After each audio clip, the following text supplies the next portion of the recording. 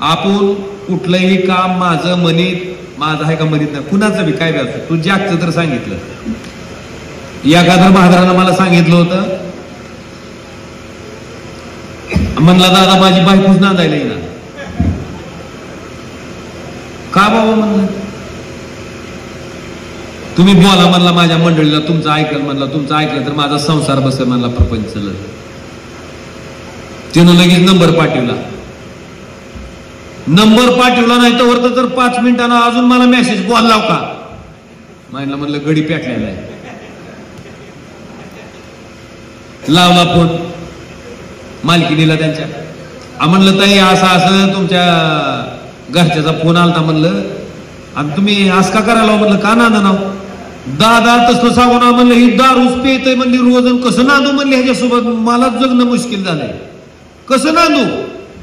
मग आता काय करायचं म्हणलं, त्यानं दारू सोडू द्या, 6 महिने दारू सोडली तर मी नांदायला. आता ही म्हणलं करारातली मुख्य अट आहे. त्याला फोन लावला, म्हणलं दारू पितो का, टेन्शन नका हो बाबा पितो पेट्या, म्हणलं सारखी तर पितो म्हणलं, मग नालाय का म्हणलं,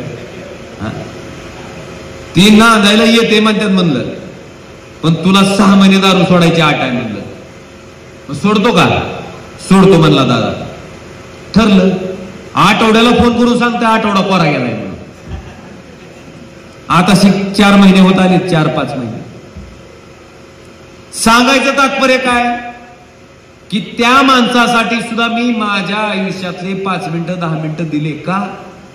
अरे चला, त्याच्या आपल्या फोननं एखाद्याचं घर बसत असेल, प्रपंच करत असेल तर काय हरकत आहे, एखाद्याची दारू सुटत असेल तर काय हरकत आहे. 5-10 मिनिटं आपले कुठं जात नाहीत, तिथं दिले. जर उद्या ती प्रपंच चालला तर ती नवरा बायको, त्याच्या घरातली लेकरं, त्याचा जे आशीर्वाद मला मिळणार आहे, मला वाटतं कुठल्याही मोठ्या कामातून मिळणार